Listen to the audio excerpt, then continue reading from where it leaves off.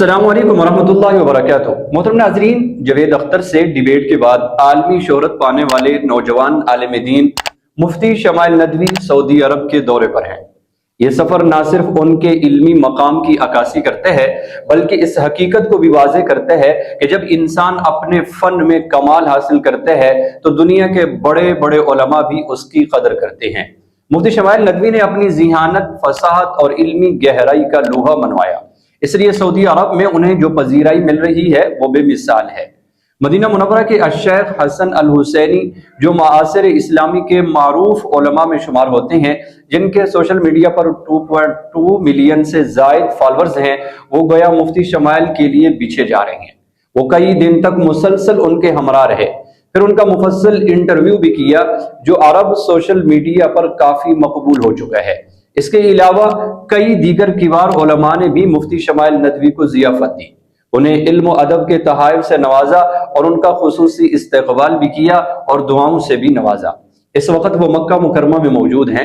مدینہ منورہ میں شیخ عثمان طٰہٰ نے ان کی ضیافت کی جو قرآن کی خطاطی کے حوالے سے مشہور ہیں، جنہوں نے مصحف مدینہ کا خط بھی تحریر کیا ہے، اور اس موقع پر انہوں نے مفتی شمائل ندوی کو آیات تحریر شدہ بطور تحفہ دی اور نیچے ان کا نام اپنے ہاتھ سے لکھ کر دیا، حالانکہ ان کی عمر اس وقت 100 برس کے قریب ہے۔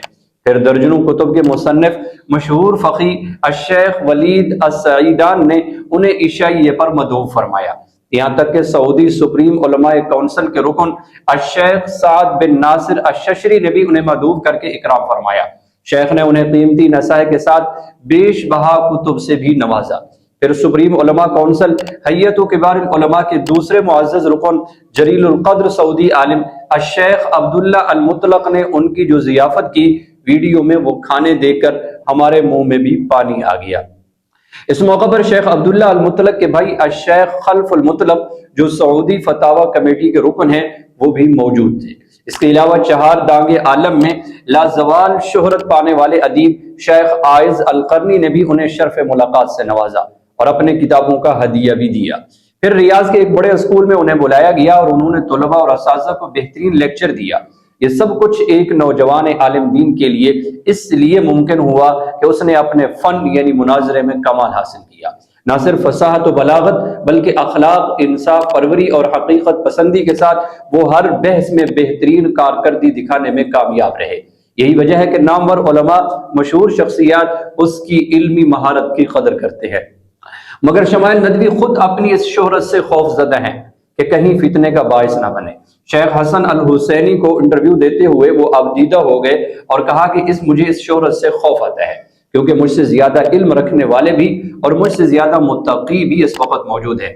پھر انہوں نے عرب و عجم میں اپنی اس مقبولیت کے راز سے پرزہ بھی اٹھایا کہ فرمایا کہ گزشتہ سال انہی دنوں میں نے روضہ رسول صلی اللہ علیہ وسلم کے پاس آ کر اللہ سے دعا کی تھی، یا اللہ مجھے دین کی ایسی خدمت کے لیے استعمال فرما جو میری سوچ سے بھی بڑھ کر ہو، اور پھر اللہ نے اس دعا کو قبول فرمایا، وہ مقام عطا فرمایا کہ آج پوری دنیا کے اندر ان کے نام کے چرچے ہیں۔